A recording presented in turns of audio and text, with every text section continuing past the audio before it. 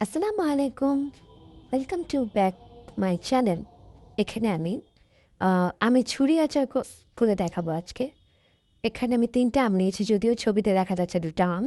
কিন্তু ৩ টা আম এভাবে করে ছুরি করে নিয়ে হলুদ, মরিচ, লবণ দিয়ে মেখে আমি এভাবে ছড়িয়ে ১ দিন পর্যন্ত শুকিয়ে নিয়েছি। এভাবে একটা ভালো করে ড্রাই কন্টেনার নিয়ে ভালো করে শুকিয়ে মুছে তারপর সেটার মধ্যে আমি ভালো করে আ যেগুলো মাখিয়ে রেখেছিলাম সেগুলো ভালো করে পোল করে নিচ্ছি।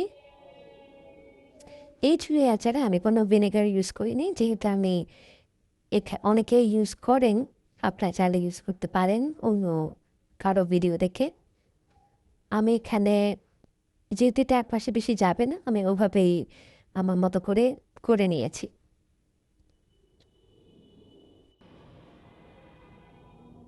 আর কখনো ঝুরি আচারকে টাইট করে ভরবেন না।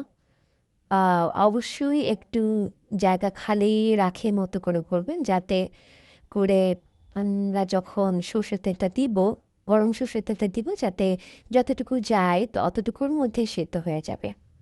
এবার চুলায় একটা প্যান দিয়ে দিয়েছি। সেখানে অল্প পাঁচফোড়ন ১ টিস্পুনের মতো, আর হচ্ছে আর সর্ষে সাদা কালো মিশিয়ে ওটাও 1 টিস্পুনের মতো করে আমি গরম তেলে ছেড়ে দিয়েছি।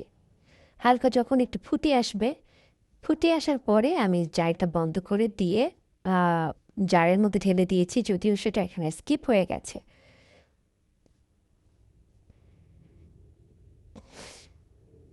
ইগনোর করবেন আমার ব্যাকগ্রাউন্ড সাউন্ড। এই যে আমি ঢেলে দিয়েছি, দেখতেই পাচ্ছেন। এরপরে আমি কিছু কাঁচা সরষের তেল দিয়েছি। আপনারা যদি বেশি দিন সংরক্ষণ করতে চান, অবশ্যই এখানে কাঁচা তেল দিবেন না, গরম তেলটাই দিবেন। আর আমি এখানে অল্প চিনি দিয়েছি, ওটাও স্কিপ হয়ে গেছে। এই যে হয়ে গেল আমাদের আমের পিকল। Thank you. ভিডিওটি শেয়ার করতে অবশ্যই ভুলবেন না।